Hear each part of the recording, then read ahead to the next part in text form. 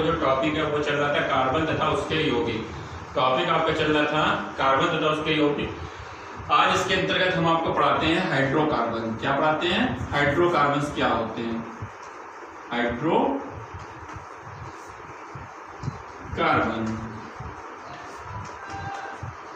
सभी स्टूडेंट जानते हैं। हाइड्रो मतलब हाइड्रोजन, कार्बन मतलब कार्बन। हाइड्रो मतलब हाइड्रोजन, कार्बन मतलब कार्बन।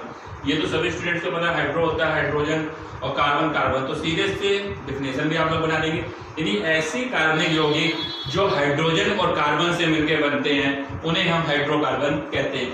ऐसे कार्बनिक यौगिक जो हाइड्रोजन और कार्बन से मिलकर बनते हैं उन्हें हाइड्रोकार्बन कहते हैं। जैसे फॉर एग्जाम्पल देखिए CH4, C2H6, C3H8, C4H10, C2H2, C3H4।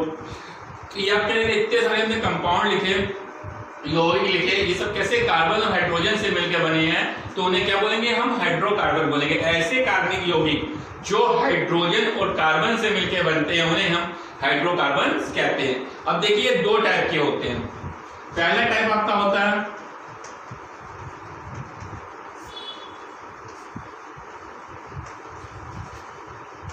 संतृप्त हाइड्रोकार्बन और दूसरा टाइप आपका होता है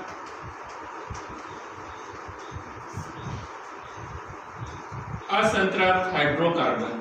तो आपके दो टाइप्स के हाइड्रोकार्बन होते हैं, संतृप्त हाइड्रोकार्बन और असंतृप्त हाइड्रोकार्बन। आपके दो टाइप्स के मीनिंग हाइड्रोकार्बन होता है, संतृप्त और असंतृप्त। तो हाइड्रोकार्बन क्लियर हुआ। अब आपको बताते हैं संतृप्त हाइड्रोकार्बन क्या होते हैं, फिर आफ्टर दैट आपको बताएंगे हम असंतृप्त हाइड्रोकार्बन क्या होते हैं। चलिए देखते हैं संतृप्त हाइड्रोकार्बन।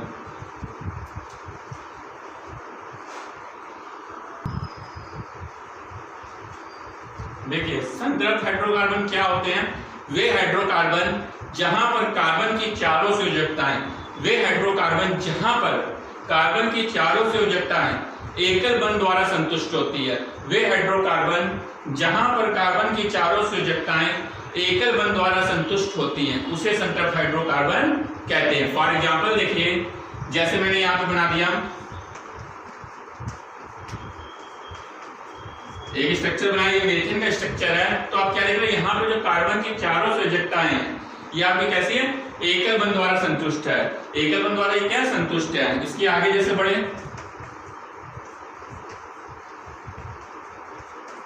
तो यहाँ पे आप क्या देख रहे हैं? यहाँ पे भी कार्बन की चारों संयोजकताएं कैसी है? एकल बंध द्वारा संतुष्ट है। यहाँ पे भी कार्बन की चारों संयोजकताएं कैसी है? एकल बंध द्वारा संतुष्ट है।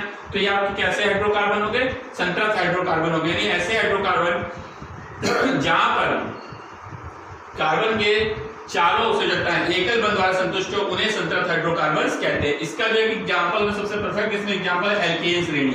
कैसी श्रेणी? एल्केन श्रेणी। इसका एक उदाहरण है जो हमारा एल्केन श्रेणी है संतृप्त हाइड्रोकार्बन का उदाहरण है। इसका जो सामान्य सूत्र होता है वो होता है CnH2n+2। तो एल्केन श्रेणी का जो समान सूत्र होता है वो होता है CnH2n+2। ये हमारा संतृप्त हाइड्रोकार्बन के एल्केन का सूत्र होता है। ठीक है, यानी हाइड्रोजन परमाणुओं की संख्या कार्बन के दूनी से 2 अधिक। जैसे यहाँ तुमने 1 रखा तो CH4 बनेगा। तो इस CH4 का देखिए मैंने डायग्राम बनाया था। n बराबर 2 रखो तो C2H6 बनेगा। ऐसे जब 3 रखेंगे C3H8 बनेगा। 4 रखने पे C4H10 बनेगा। तो ये सब कैसे एग्जांपल है? ये सब आपके संतृप्त हाइड्रोकार्बन के एग्जांपल। यानी जहां पर कार्बन की चारों संयोजकताएं सिंगल बॉन्ड द्वारा सेटिस्फाई यानी एकल बंध द्वारा संतुष्ट हो उन्हें हम संतृप्त हाइड्रोकार्बन कहते हैं। ठीक है, अब इसके आगे आपको बताते हैं असंतृप्त हाइड्रोकार्बन क्या होते हैं। ठीक है, चलिए चलते हैं संतृप्त हाइड्रोकार्बन की ओर।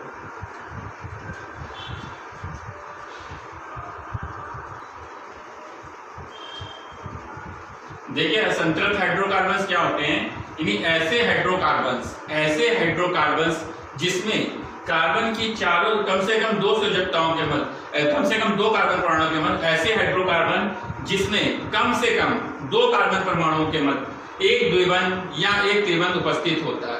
एक द्विबंध या एक त्रिबंध उपस्थित होता है वहां पर संतृप्त हाइड्रोकार्बन होता है। यानी ऐसे हाइड्रोकार्बन जिसमें कम से कम 2 कार्बन परमाणुओं के मध्य एक द्विबंध या एक त्रिबंध उपस्थित होता है उसे असंतृप्त हाइड्रोकार्बन कहते हैं।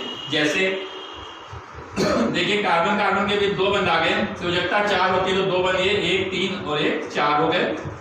तो ये उदाहरण है एथिलीन का, जिसे हम बोलते हैं एथीन। क्या बोलते हैं? एथीन। ऐसे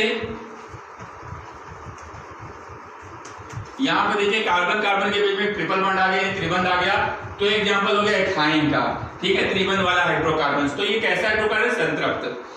अब इसमें आपका आता है द्विबंध वाले को हम बोलते हैं एल्कीन, और त्रिबंध वाले हाइड्रोकार्बन में आ जाता है एल्काइन। क्या आता है? एल्काइन, ठीक है। द्विबंध वाले हाइड्रोकार्बन होते हैं एल्कीन, त्रिबंध वाले हाइड्रोकार्बन होते हैं एल्काइन।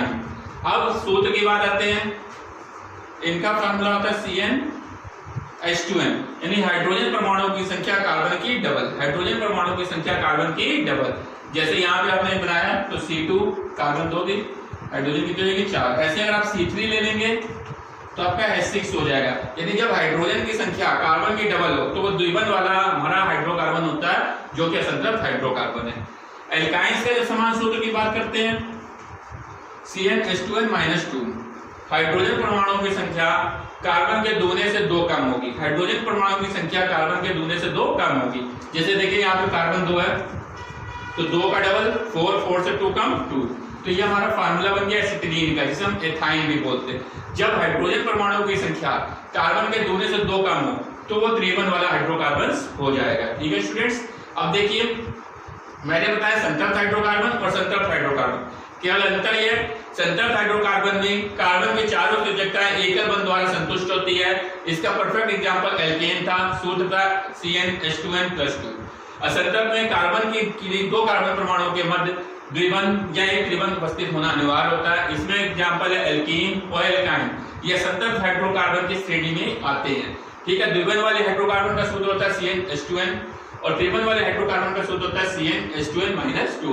इस तरीके से मैंने आपको अभी हाइड्रोकार्बन्स के बारे में बताया। अब आगे चलते हैं, कार्बन की समचतुष्फलक की प्रकृति के बारे में बताते हैं, जो कार्बन की वैलेंसी के नेचर को शो करती है, संयोजकता को प्रदर्शित करती है।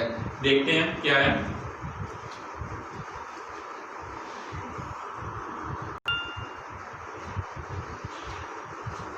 देखिए कार्बन की समचतुष्फलक की प्रकृति के बारे में सबसे पहले वैज्ञानिकों लीबेज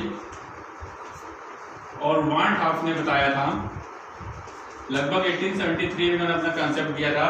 लीबेज और वान हाफ ने क्या बताया था, यदि कार्बन परमाणु को किसी समचतुष्फलक के केंद्र पर व्यवस्थित किया जाए, यदि कार्बन परमाणु को किसी समचतुष्फलक के केंद्र पर व्यवस्थित किया, जैसे कि यहाँ पे दिखा दिया बिल्कुल सेंटर पे, तो इसकी चारों संयोजकताएं, जैसे कि यहाँ है 1 2 3 4, समचतुष्फलक के केंद्र को इसके शीर्षों पे से हाइड्रोजन रखे हैं, ये इसके शीर्षों से मिलाने वाले विकर्णों की दिशा को दर्शाएगी।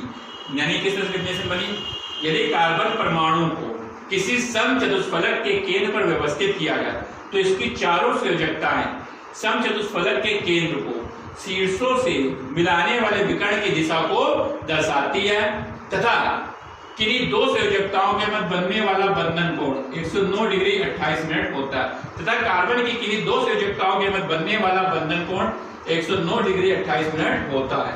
बहुत ही इंपॉर्टेंट डेफिनेशन है, ध्यान से एक बार फिर से सुन लीजिए। यदि कार्बन परमाणु को किसी समचतुष्फलक के केंद्र पर रखा जाए तो इसकी चारों संयोजकताएं समचतुष्फलक के केंद्र को इसके शीर्षों से मिलाने वाले विकर्ण की दिशा को दर्शाती है, तथा कार्बन की किन्हीं 2 क्रमागत संयोजकताओं के मध्य बनने वाला बंधन कोण 109 डिग्री 28 मिनट होता है। तो ये कार्बन की समचतुष्फलक की प्रकृति थी, यानी tetrahedral nature of carbon atoms, ठीक है स्टूडेंट। तो इसमें ये जरूर ध्यान रखिएगा 2 संयोजकताओं के मध्य कितना बंधन कोण बनता है। इस तरह से आज के वीडियो में हमने आपको हाइड्रोकार्बन बताए, जिसके टाइप बताए सैचुरेटेड, अनसैचुरेटेड, यानी संतृप्त, असंतृप्त। संतृप्त में एल्केन बताया, जिसका सूत्र था CnH2n+2, और असंतृप्त में हमने बताया था द्विबंध वाले और त्रिबंध वाले। द्विबंध वाले में CnH2n सूत्र था एल्कीन, और त्रिबंध वाले में एल्काइन CnH2n-2 था। उसके बाद मैंने आपको टेट्राहेड्रल नेचर बताया, यानी कार्बन की समचतुष्फलक की प्रकृति, कि कार्बन परमाणु की 2 संयोजकताओं के मध्य बनने वाला जो बंधन कोण है वो 109 डिग्री 28 मिनट होता है, लीबेज और वान हाफ के द्वारा बताया गया था। इस तरह से स्टूडेंट इस वीडियो को कम से कम 2 या 3 बार रिपीट करके देखिएगा, तो ये आपको कंसेप्ट क्लियर होंगे। इसको आप तैयार कीजिएगा। नेक्स्ट वीडियो में आपको इसके आगे का भेजेंगे, क्योंकि इंपॉर्टेंट टॉपिक है, धीरे धीरे पढ़िए, लेकिन इसको अपने अपने कंसेप्ट को क्लियर करते चलिए। बाकी जो भी प्रॉब्लम हो वो आप क्लास में आप पूछ सकते हैं। Okay, thank you.